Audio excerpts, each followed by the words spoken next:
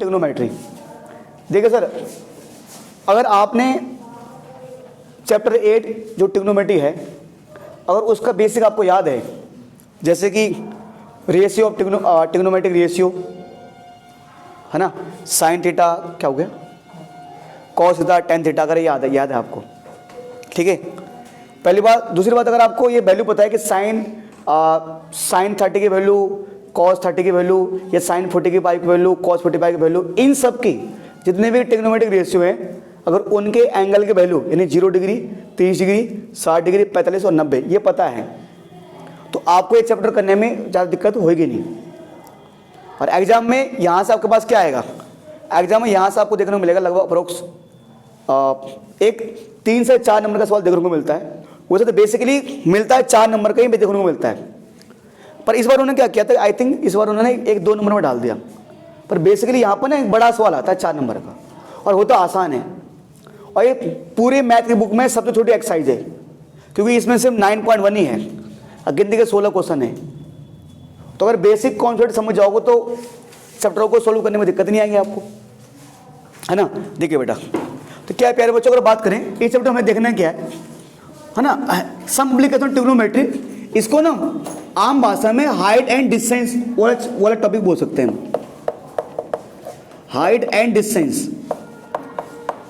क्योंकि यहां पर बार बार हाइट की बात होगी, या तो हाइट निकालनी होगी, डिस्टेंस निकालना होगा हमें बार बार। तो प्यारे बच्चों, जैसे कि मैंने कहा, मैं अगर एग्जांपल देता हूं कि ये मतलब लठवाल नाम का एक बच्चा है, मोहित लठवाल, वो यहां पर है, लठवाल वो P पॉइंट पर है, और वो जैसे ही छत में गया तो छत में उसने देखा ऊपर एक पतंग उड़ रही है आसमान में, काइट उड़ रही है, यहाँ पर काइट पतंग। अगर थोड़ा आपको देखने में दिक्कत आ रही तो ऐसे आ सकता है, दिख रहा है आपको। तो यहाँ पर एक के पॉइंट पर एक काइट है, तो यहाँ पर मोहित लटवाल जी हैं, वो काइट को देख रहे हैं। तो जो पर्सन किसी को देख रहा होता है, ये जहां से कोई पर्सन देख रहा होता है उसे बोलते हैं ऑब्जर्वर। क्या बोलते हैं? ऑब्जर्वर। आपने बोलते हैं कि वो बंदा मैं ऑब्जर्व कर रहा है, कि मैं तुम्हें ऑब्जर्व कर रहा हूं। अगर मैं कहता हूं कि मैं तुम्हें ऑब्जर्व कर रहा हूं, इसका मतलब मैं आपको देख रहा हूंगा, तो पी पॉइंट और एक पर्सन, उसे बोलेंगे ऑब्जर्वर। वो ऑब्जर्व कर रहा हो बेटा, है ना, ये ऑब्जर्वर होगा। अच्छा, अब वो के नाम के ऑब्जेक्ट को देख रहा है, तो जो पी से लेकर के की डिस्टेंस होगी, जो ऑब्जर्वर से लेकर ऑब्जेक्ट की डिस्टेंस होगी, उस लाइन को हम बोलते हैं लाइन ऑफ साइट। इसे बोलते हैं लाइन ऑफ साइट। ठीक है सर। अब प्यारे बच्चों, अगर मैं कभी खड़ा हूं, तो आप देख रहे हो, आप चाहे अगर जमीन में खड़े रहेंगे तो जमीन एकदम प्लेन होगी, एकदम सीधी होगी। अगर मैं यहां इधर खड़ा हूं तो ये सीढ़ी भी एकदम क्या है, सीधी है, स्ट्रेट है। तो हम एक मानते हैं कि एक सीधी लाइन होगी इस तरह, भाई सीधी लाइन, तभी तो हमारा एंगल बनेगा। तो अब आप देख रहे हो कि यहां पर इस स्ट्रेट लाइन और ये जो लाइन ऑफ साइट है, इसके बीच क्या बन रहा है, एंगल। एक कुछ एंगल बन रहा है, इस एंगल में थीटा मान लिया। ठीक है। अब एक चीज देखो जी, नीचे जो लाइन बन रही है उसका नाम क्या है? स्ट्रेट लाइन हमने मान लिया, स्ट्रेट लाइन मान जी। बोलिए क्या नाम हो सकता है? नहीं आप बताइए, मुझे क्या पता, आपको पता होगा। नहीं चलिए, हाँ ठीक है। हाँ, अब इसको हम ओरिजिनल लाइन बोल सकते हैं, सिंपल सी बात है ना। और लाइन ऑफ साइट मतलब जहां हम देख रहे हैं। तो काले से अगर होता क्या है, हमें मानकर चलते हैं कि हम एकदम, देखो अगर मैं आपके सामने खड़ा हूं तो मैं ना 3-4 तरीके से देखूंगा। या तो मान लो मैं देखूंगा सीधे कायदे से, तो कायदे से माना जाता है कि हमें एकदम सीधा देखना चाहिए, तो मैं या तो देखूंगा सीधे, है ना। अच्छा, अब जब मैं आप लोगों को देख रहा हूं तो मुझे ऐसा करना पड़ रहा है क्या? मुझे, है ना, चाहे मेरा सिर सीधे हो, मेरी आंखें नीचे हो रही, तो जरूरी तो है नहीं कि नीचे देखने के लिए मुझे ऐसे करना पड़ेगा, है ना। अगर ये है और मुझे आप लोगों को देखना है, किसी को देखना है, तो मुझे सिर्फ अपनी आंखें नीचे करनी है, बस मेरा सर ऊपर ही रहेगा। तो यानी जो मेरे आंखों जो रे आएगी, जैसे आपने साइंस में पढ़ा है लाइट वाले चैप्टर में कि लाइट यहाँ से जाती है वहाँ से आएगी, तो मुझे आपको ऐसे देखना पड़ेगा ऐसे। तो या तो मैं देखूँगा एकदम सीधे, या मैं देखूँगा एकदम नीचे, मैंने जिसको भी देख रहा हूँ। ये अगर मुझे ऊपर देखना तो मुझे अपनी पल्ले के ऊपर करनी पड़ेगी। और कोई बच्चा बोलेगा भैया भैया आप दाएं भी देखोगे बाएं भी देखोगे, है ना। तो दाएं बाएं वो बेसिकली हम यहाँ पर मान के चलते कि हम 3 तरह से किसी भी चीज़ को ऑब्जर्व करेंगे बस। एक तो ऊपर की ओर ऑब्जर्व करेंगे, एक सीधे ऑब्जर्व करेंगे, है ना, एक नीचे ऑब्जर्व करेंगे। तो अगर जब यहाँ पर मोहित लटवाल जी पतंग देख रहे हैं तो ऊपर एक एंगल बन रहा है, यानी इस लाइन से ऊपर एक एंगल बन रहा है। तो एक जो लाइन होती है, ये जो हमारी जो ओरिजिनल लाइन है, इससे ऊपर जो एंगल बनती है, इससे ऊपर जो एंगल बनती है, इस एंगल को बोलते हैं एंगल ऑफ एलिवेशन। बट क्या बोलते हैं? Angle of angle of elevation. Sir इसको हिंदी में बोलते हैं उन्नयन कोण। क्या बोलते हैं? उन्नयन कोण। क्या बोलते हैं बेटा? उन्नयन कोण। इस एंगल को, मतलब जो एंगल लाइन से ऊपर बनता है उसे बोलते हैं उन्नयन कोण। ठीक है, ये मोहित लटवाल जी हैं, यहाँ पर थे। ठीक है जी। अब क्या हुआ, मोहित लटवाल जी छत पे घूम रहे थे, नीचे उनका दोस्त उनको बुलाने आया, उसका नाम था चौनियाल। उसको बुलाना है, चलो भाई खेलने चलते हैं। ठीक है जी। अब जब लटवाल जी को नीचे दिखना पड़ रहा है तो अपनी पल के नीचे करेंगे। अरे मान लो यहाँ पर है चौनियाल जी, तो उनके यहाँ देख रहे हैं, उनकी आंखों की रोशनी जा रही है ऐसे। कहीं आपने देखा होगा ना फिल्मों में वगैरह में कि ये कुछ और फिल्मों भूत वाली फिल्म देखी होगी, या कभी वो देखा तुमने किसी टीवी सीरियल में या रामायण महाभारत में, तो उसकी आंखों से क्या जाती है, नहीं जाती, आग जाती है ऐसे रोशनी, टो टो टो टो कर जाता है ऐसे वो। हाँ शो अब ये मेरी तरफ कर रहा है, मतलब अब तो मुझे मत मार यार। भैया हाँ भैया आपकी लाइट से नहीं मारा जा सकता ऐसे। चलिए यहाँ देखिए सर, है ना। तो ये एंगल बन रहा है तो एंगल कहाँ बन रहा है? नीचे को। तो ये एंगल बन रहा है लाइन से नीचे। तो जो एंगल लाइन से ऊपर बनता है वो एंगल ऑफ एलिवेशन, जो एंगल बनेगा लाइन से नीचे angle of depression. Angle of depression. बहुत बढ़िया। क्या नाम बेटा आपका? शुभ नाम। एंगल ऑफ डिप्रेशन, इसको हिंदी में बोलते हैं अवनमन कोण। हिंदी में क्या बोलेंगे इसको? अवनमन कोण। ये हो गया बेटा हमारे पास ऊपर एंगल, जो लाइन से ऊपर जो एंगल, मतलब लाइन से ऊपर जो सिंबल, ये समझो कि लाइन से ऊपर जो एंगल बनेगा वो एंगल ऑफ एलिवेशन, और लाइन से नीचे जो एंगल बनेगा वो एंगल ऑफ डिप्रेशन। ठीक है सर, यही इस चैप्टर का बेसिक है भाई, इतना। बाकी सीधे क्या करेंगे, अब 9.11 उठाएंगे, उसे कुछ क्वेश्चन देखेंगे और करना शुरू कर देंगे। ठीक है, चलिए बच्चे काम करते हैं। 9.1 को शुरू करते हैं क्वेश्चन फटाफट। तो 9.1 का एक पहला क्वेश्चन उठाइए आप, है ना। तो एक पुस्तक थोड़ा मुझे दे दो आप, पुस्तक दे दो आप, है ना।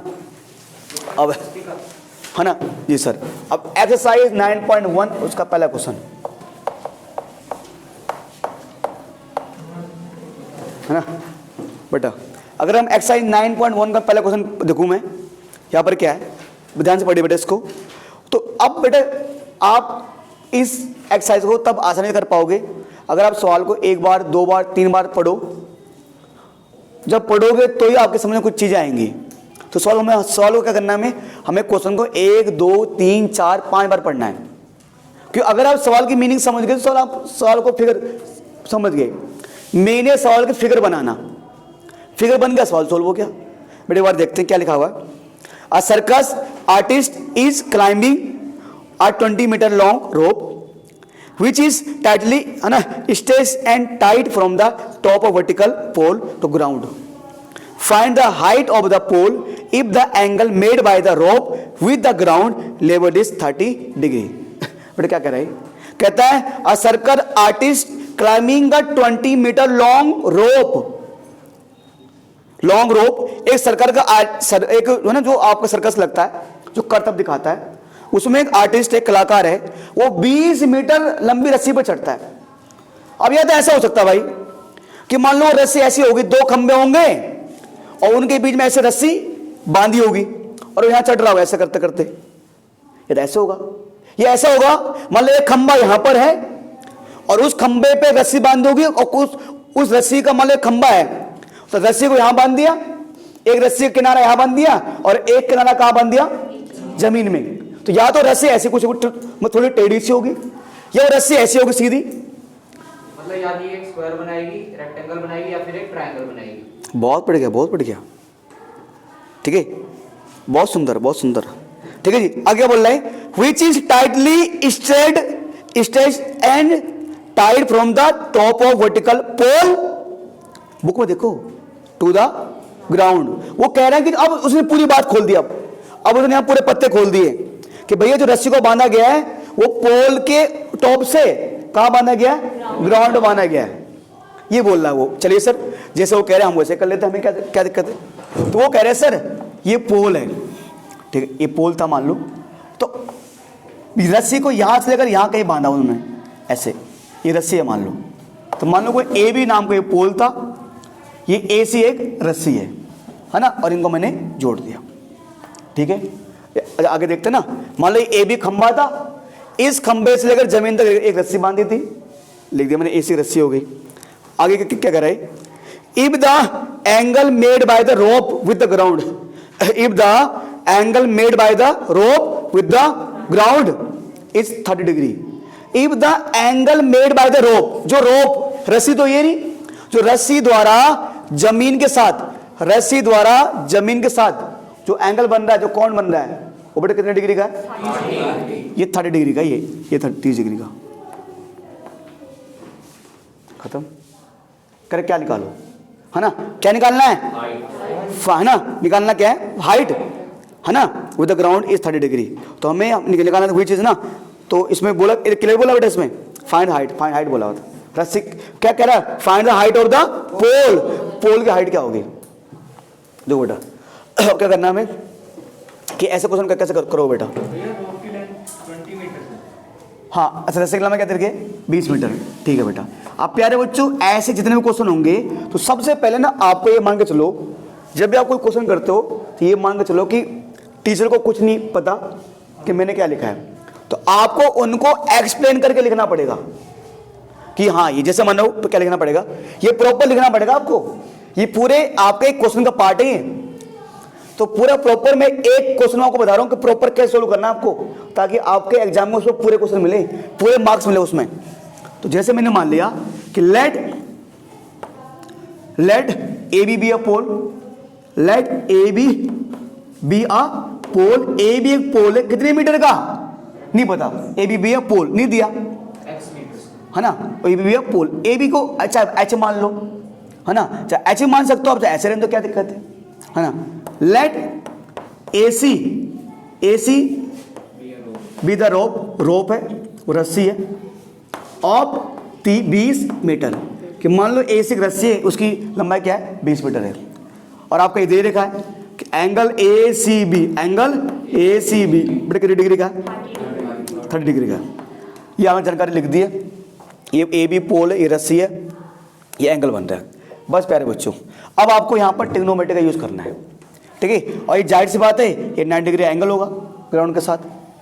अब प्यारे बच्चों अब एक चीज देखो, तो सबसे पहले मैं लिखूंगा in triangle A B C, तो in triangle A B C, ठीक है, ट्रायंगल ए बी सी में प्यारे बच्चों एक चीज देखो, मुझे अगर ये थीटा है, ये क्या है थीटा, तो ए से क्या होगा, ए से क्या होगा हाइपोटेन्यूस, ए से हाइपोटेन्यूस है। अब ए बी क्या होगा और बी सी क्या होगा।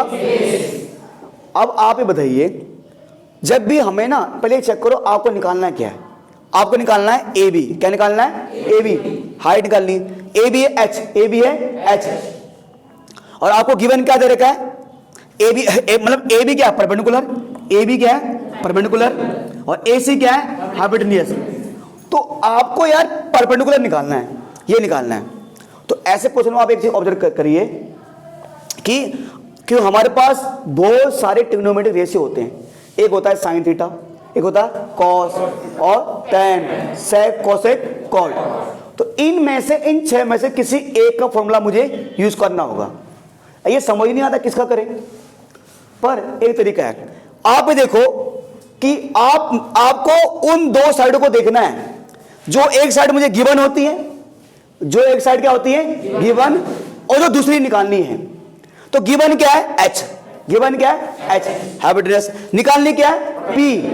तो देखो बता, तुम बताओ, बता आप बताइए जरा, ऐसे कौन से फॉर्मूले हैं sine cos sec cosec tan जिनमें पी और एच दोनों आते हैं? एक तो होता है साइन, तो सेक साइन थीटा बराबर क्या होता है पी बाई एच, उसमें भी पी एच और एच आते हैं। और किस में आते हैं पी और एच? कॉसेक में, बिल्कुल कॉसेक में भी आते हैं एच बाई पी। तो किसी का एक का यूज कर लो। तो हमें साइन पसंद है, हम क्या करेंगे साइन का यूज करेंगे। सर कॉस क्यों नहीं करेंगे? अरे मैंने कहा बेटा हमें उसी का यूज करना है, क्योंकि कॉस का यूज करोगे आंसर नहीं आएगा। उसे यूज करना है जो एक गिवन हो और जो दूसरा निकालना हो, खत्म। तो अगर आप पूछोगे साइन का यूज क्यों किया, मैंने क्यों बेटा साइन, क्योंकि साइन का यूज करने से, क्योंकि साइन के फॉर्मूले में पी और एच आते हैं। अब मुझे एच दे रखा था और पी निकालना था। तो बेटा इन ट्रायंगल एबीसी, तो प्यारे बच्चों यहां लिख दो sine theta is equal to perpendicular upon में हाइपोटेनस।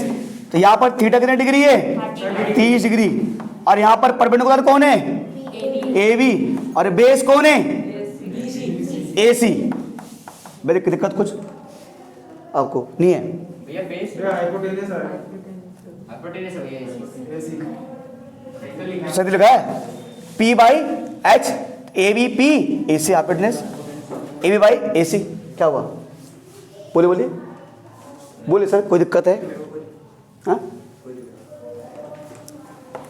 है ना, थोड़ी बड़े मैं आगे कर रहा हूँ है ना, थोड़ी यहाँ करता हूँ आगे सोलो आगे में, ठीक है। चलिए सर साइन 30 की वैल्यू क्या होती है 1/2, बट ए बी क्या है आपके पास, ए बी दे रखा है, और ए सी कितना है 20 मीटर, है ना। अब आप सिंबल 2 से 10 से सिंबल काट सकते हैं, 2 1 जा 2, 2 10 जा 20। तो ए बी को 1 से मल्टीप्लाई करो कितना आएगा ए बी, 2 एकम 2, 2 दशमलव 10 हो गए यार। अब ए बी को 1 से मल्टीप्लाई करो और 10 मीटर को किससे मल्टीप्लाई करो 1 से, मतलब क्रॉस मल्टीप्लाई होगा ना बेटा। तो ए बी इंटू 1 क्या आएगा ए बी, और 10 मीटर इंटू 1 क्या आएगा 10 मीटर, यानी जो हाइट हो गई वो क्या हो गई 10 मीटर। तो प्यारे बच्चों आप लास्ट में क्या लिखोगे ऐसे करके कि हैंस, ये लाइन आपको लिखनी पड़ेगी हैंस वाली क्वेश्चन के आत्मा के शांति के लिए, कि hence the height of the pole is कितना मीटर 10 मीटर।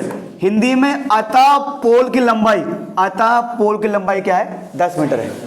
कितने मीटर बेटा 10 मीटर, ठीक है। ये आपका पहला सवाल हो गया। क्वेश्चन नंबर 2 देखेगा प्यारे बच्चों क्या बोला गया है ना, a tree breaks due to storm and a broken part bends so that top of the tree touch the ground making an angle 30 degree with it. मैंने इतना बड़ा पढ़ लिया, लंबा पढ़ा, तो कुछ सर अजीब सी मीनिंग पता नहीं बनी नहीं। अब इसको एक बार तो मैंने, अब हमें तो पता है ऑलरेडी, हम इतने साल से पढ़ाते हैं, हमें पता है मीनिंग क्या बोल रहा है, फिगर कैसे बनेगी। अब अगर आप से पहली बार पढ़ रहे हो इसको तो आपको दिक्कत आएगी, तो इसको पढ़े तुम टुकड़ों में। ये कह रहे कि अ ट्री ब्रेक्स, एक पेड़ था, मान लो पेड़ है ना, एक पेड़ था मान लो, ऐसे मान लो उसे पेड़ बोला, मैंने मान लिया भाई ये पेड़ है, ये ऐसे पेड़ रहा होगा भाई, चलो भाई ये पेड़ रहा होगा, कोई ए बी नाम का पेड़ रहा होगा, मान लो ये पेड़ था, ये टूट गया, ये टूट गया, ड्यू स्टॉर्म आंधी आई टूट गया, and broken part bends, broken part ना मतलब ऐसे पेड़ था, ये पेड़ था, ठीक है जी। तो अगर मान के चलो ये अगर पेड़ है, अब ये पेड़ था, अब ये टूट गया ऐसे था, अब ऐसे टूट गए, अब मान लो यहाँ ना, तो मान लो कि ये यहाँ से टूट गए, तो उसका जो टूटा हुआ भाग ना वो ऐसे जमीन पे आके टच हो गया। आपने कई बार देखा होगा जब पेड़ गिर जाता तो उसका जो टूटा हुआ हिस्सा था वो नीचे क्या कर रहा है, जमीन को टच कर रहा है, ऐसा कुछ हो गया टूटा हुआ हिस्सा, है ना। मतलब तो अब जब पेड़ टूटता है तो बहुत ही ऐसे कम पेड़ होते हैं जो एकदम अलग हो जाते हैं, है ना। टूटा हिस्सा मतलब पूरा यहाँ से टूटता है, यहाँ रह ही जाता है वो, ठीक है। तो ऐसे इसका टच हो गया। तो मैंने मान लिया, जैसे मैंने मान लिया बेटा कि अगर ए बी पेड़ था, तो मान लो यहाँ से टूटा, कहाँ से टूटा, मान लो कहीं से टूटा, मान लो यहाँ से टूटा, वो कहाँ से सी पॉइंट टूट गया वो। तो अब ये जो बीसी वाला हिस्सा था ना, ये कौन सा हिस्सा था, तो बीसी वाला, वो मान लो ग्राउंड को से टच कर रहा है यहाँ पर, तो यहाँ पर आ गया।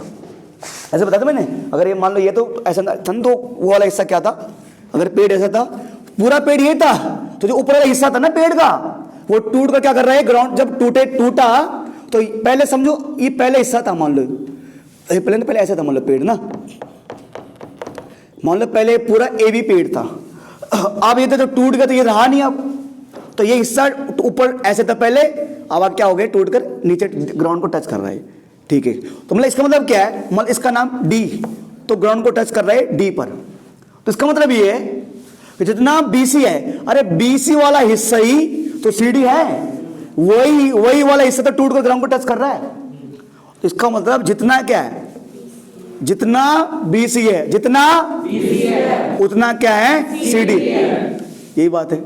चलिए भाई अब आज आगे पढ़ते हैं, हाँ कुछ थोड़ा समझ में आ रहा है भाई, चलिए sir. Touch the tree at the ground, है ना, and so the top of the tree touch the ground making an angle 30 degree with it. जो टूटा हुआ हिस्सा वो ग्राउंड को टच कर रहा है और जमीन के साथ ग्राउंड के साथ क्या कर रहा है, एक एंगल बना रहे थे 30 डिग्री 30 डिग्री एंगल बना रहा है, ठीक है भाई। चलिए सर कोई दिक्कत नहीं है। The distance between the foot of the tree to the point, the distance between, ध्यान से देखो ये बच्चे समझ नहीं पाते इसको, the distance between foot of the tree, मतलब पेड़ का पांव यहाँ है ना, मुझे पेड़ के पांव होते हैं, तो पांव मतलब उसको हिंदी में पाद बोला, क्या बोला होगा, पाद बोला होगा, पाद बोला पाद वैसे बोला भाई हिंदी में, पाद शुद्ध भाषा, तुम तो शुद्ध हिंदी पता नहीं आपको। पेड़ फुट उसके कहां से, पेड़ के फुट से लेकर the distance between foot of the tree to the point where the top touches the ground is 8 metre. मतलब अगर 1-2 बार पढ़ोगे तो इन पंक्तियों के माध्यम से कवि ये कहना चाहता है कि जो पेड़ का पांव है वहां से लेकर जहां तक वो टहनी टच कर रही है उनके बीच की डिस्टेंस कितनी है, 8 मीटर है।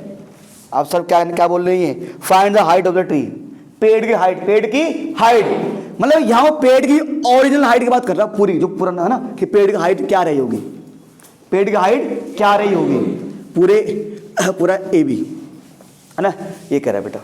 आप प्यारे बच्चे काम करो, देखो ये हमारे पास है तो यहां लिखेंगे हम सॉल्यूशन, ठीक है जी। अच्छा अब सर सबसे पहले मैंने कहा कि वही लेट करो आप, क्या था, तो let A B the original height of the tree, let A B the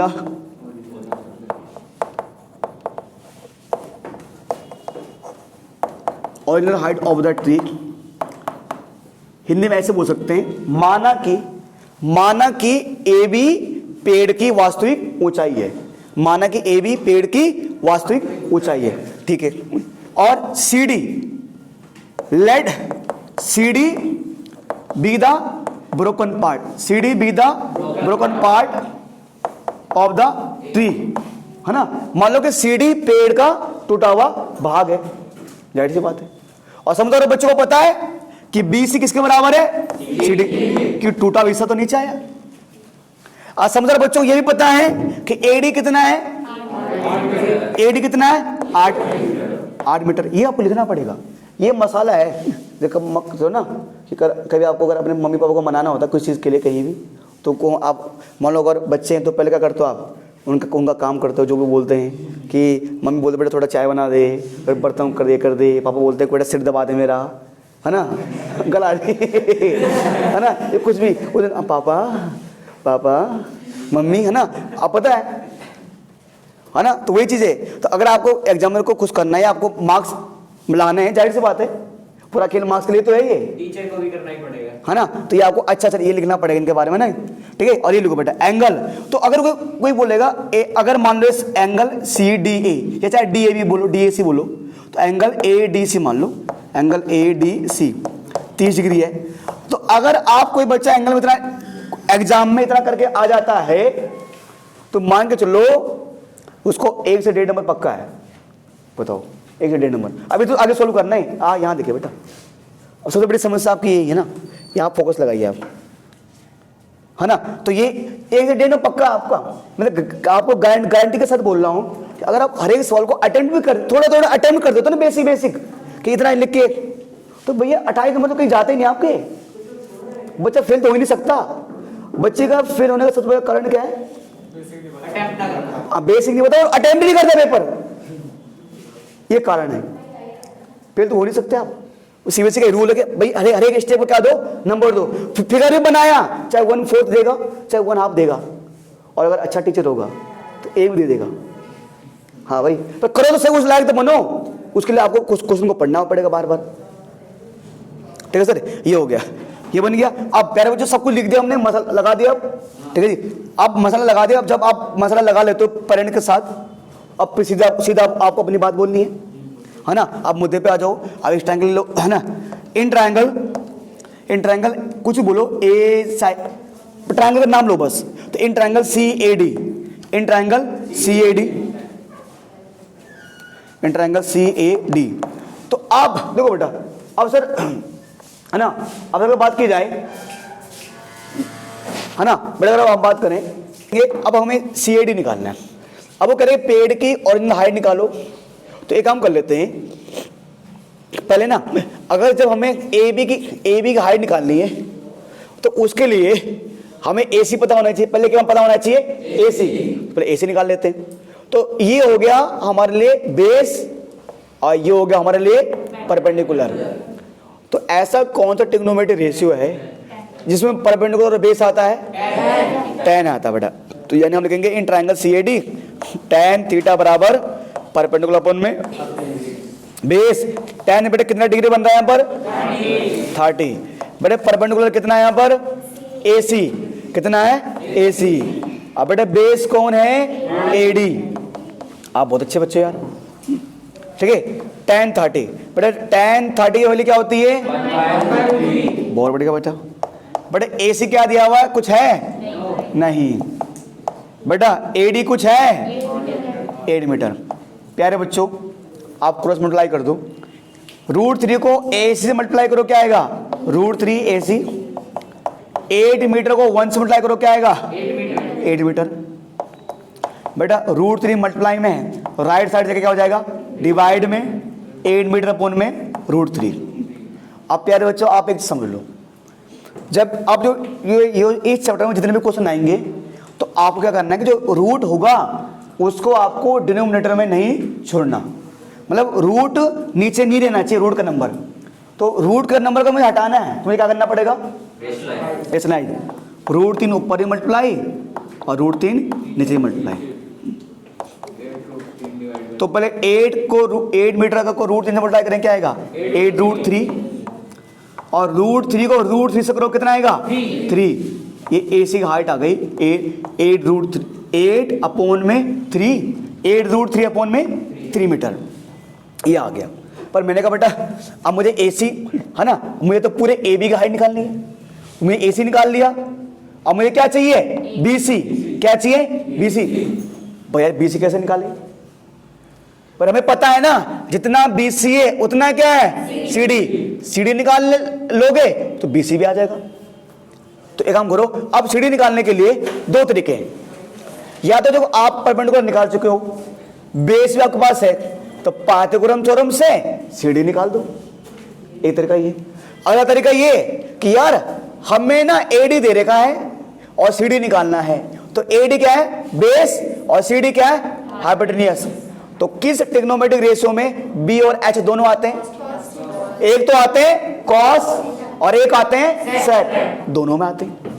तो प्यारे बच्चों एक काम कर दो, है ना, आप ऐसे कर सकते हो। अगर मैं थोड़ा इस पार्ट को ऊपर करूं यहाँ पर, है ना, बचे हुए पार्ट को, तो यहाँ लिख दो कि है ना, again in triangle CAD, again है ना, अगेन इन ट्रायंगल CAD, दोबारा ट्रायंगल CAD में, ठीक है। इस बार क्या लगाएंगे, कॉस का, तो cos theta is equal to B/H। बेटे B क्या था हमारे लिए, AD, और H क्या बेटा हमारे पास CD। बेटे थीटा, बेटे यहाँ पर थीटा कितना है, 30 डिग्री। कितना डिग्री, 30 डिग्री, ठीक है। AD कितना बेटा, 8 मीटर। अब बेटा CD कितना है, नहीं पता। बेटा cos 30 की वैल्यू क्या होती है, √3/2। बहुत अच्छे बच्चे तुम तो यार, 8 मीटर अपॉन में CD। प्यारे बच्चों एक काम करो बेटा, क्रॉस मल्टीप्लाई कर दो। क्या कर दो, क्रॉस मल्टीप्लाई। 2 को करो 8 से मल्टीप्लाई, कितना आएगा, 16 मीटर। और CD करो 1 से मल्टीप्लाई, कितना आएगा, √3 into C D, √3 C D, है ना। √3 मल्टीप्लाई में इधर क्या आ जाएगा, √3 मीटर ना, तो ये ऐसे आ जाएगा हमारे पास √3 16 मीटर अपॉन में √3 बराबर सी डी। प्यारे बच्चों, एक चीज़ देखो, है ना, रूट नीचे नहीं छोड़ना, तो इसे रेसलाइज करो, है ना। √3 से ऊपर मल्टीप्लाई और √3 से बराबर सी डी, है ना। 16 इंटू √3 क्या आएगा, 16, और √3 को √3 से मल्टीप्लाई करो, कितना आएगा, इतना मीटर, क्या आ गए, सी डी, खत्म हो गया, है ना। अब ये सी डी आया, क्या आया, सी डी। हमें पता है जितना सी डी है उतना ही क्या है, सी डी बराबर क्या है, बी सी, ठीक है। चलिए सर, तो अब अगर मुझे क्या निकालना है, ए बी, क्या निकालना है, ए बी। तो अगर हमें ए बी निकालना है तो प्यारे बच्चों हम जानते क्या करेंगे, ए सी में क्या जोड़ देंगे, बी सी, ए सी में क्या जोड़ देंगे, बी सी, बेटे, है ना। तो ए सी, बेटे ए सी कितना आया, ए सी आया 8√3 अपॉन में 3 मीटर। अब बेटे बी सी, अब बेटे बी सी कितना आया, कितना आया, 16√3 अपॉन में 3 मीटर, है ना। दोनों का एलसीएम कितना है, सेम है। तो अगर 8√3 मीटर में 16√3 मीटर जोड़ेंगे कितना आएगा, 24√3 मीटर। बटे 3 का डिवाइड कितनी बार जाएगा, 8 √3